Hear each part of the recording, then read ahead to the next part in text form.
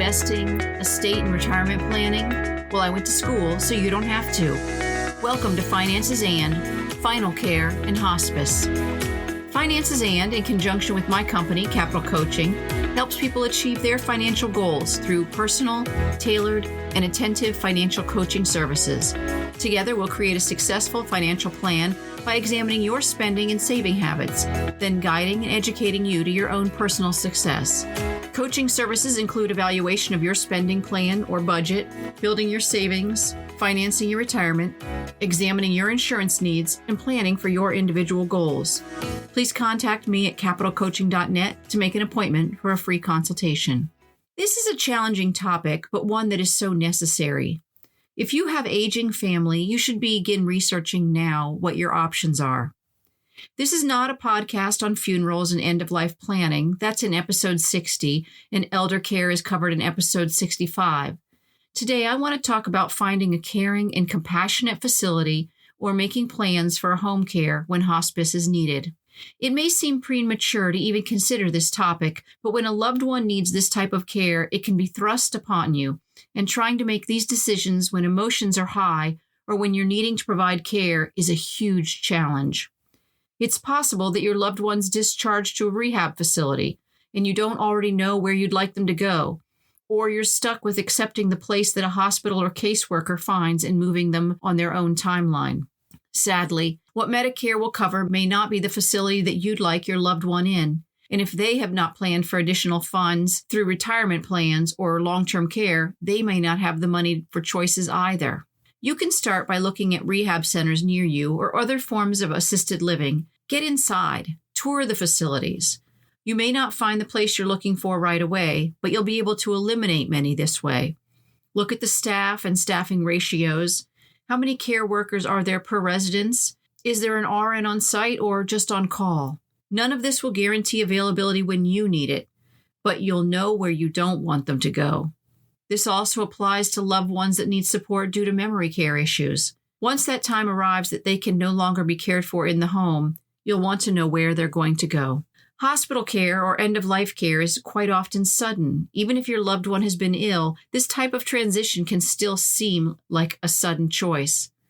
Acadia Healthcare Solutions found that 42% of people died at home, 40% in a hospital, 7% in hospice, 7% in a nursing facility, and 5% in an ER. The amount spent in the final months ranges from $32,379 in a hospital all the way down to $4,760 at home. It's imperative that advanced care planning be done so that wishes at the end of life can be met. An advanced directive, a living will, and durable power of attorney for health care are triggered if you become incapacitated or unable to speak for yourself. It lets family and medical professionals know what kind of care you want provided. And this can be altered at any time, even while you're in the hospital, so that your decision regarding CPR, ventilators, IV food or fluids, and even comfort care can be changed.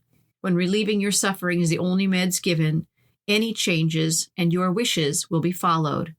This document lets you decide what a meaningful life looks like for you. The Living Will tells doctors how to treat you when you can no longer make your own decisions. Here you can explicitly describe what procedures you do and don't want, and when you do and don't want them to happen. Don't worry, you can change your mind at any time, including in the hospital while being treated.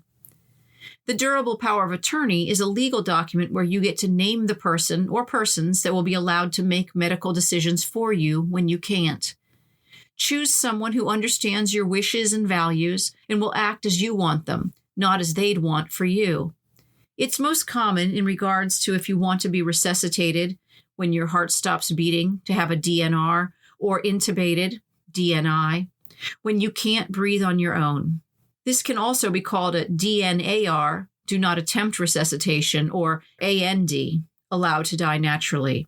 My own experience was one that once my family member no longer wanted to be saved at all costs, the hospital immediately honored their wishes.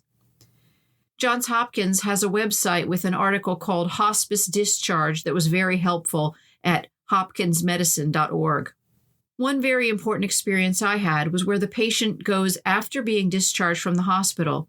When your loved one can't care for themselves, but also no longer qualifies for hospital care because they no longer need the high level of medical attention, where do they go? Hospitals are expensive and expose patients to infection. So once they can no longer get better, they will discharge the patient. To receive care, there are skilled nursing or rehabilitation centers that oversee continuing care. The problem is that discharge for an obviously not well person can seem unexpected to the family. Your loved one is clearly not better, and may never be, but will no longer be allowed to stay in the hospital and can even be discharged the day that you receive that news. Now what do you do?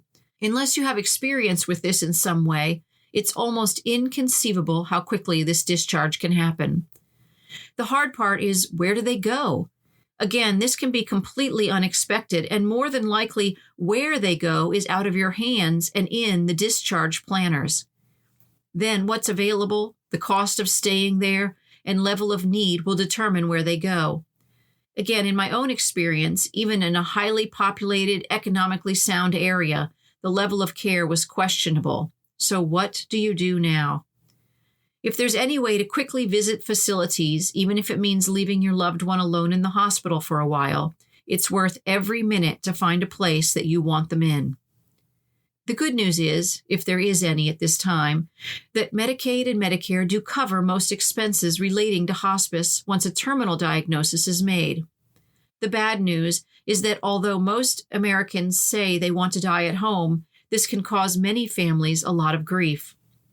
Hospice care for those who are in the last phases of an incurable disease is available to treat the symptoms of the disease and care for the patient, but it will not act to cure them.